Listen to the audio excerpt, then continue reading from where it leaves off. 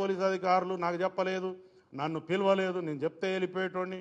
ఎందుకు చెప్తారు నీకు? నువ్వు తీసిమార్ఖానువా? నువ్వు మామూలు పౌరుడివి, నువ్వు you are a common citizen.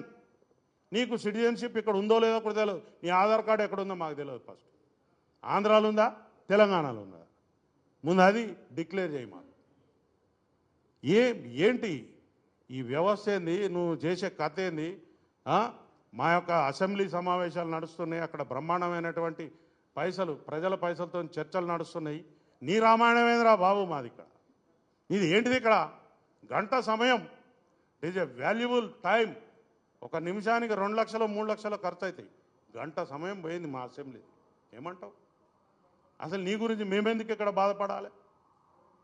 పిచ్చి పిచ్చిగా నీకు ఈ తెలంగాణ సమాజం చాలా మంచిది, సౌమ్యులు, ఎవరినైనా ఆదరిస్తారు. కాబట్టి మీరు ఇంకా ఇక్కడ నాటకాలు చేస్తూ ఉన్నారు.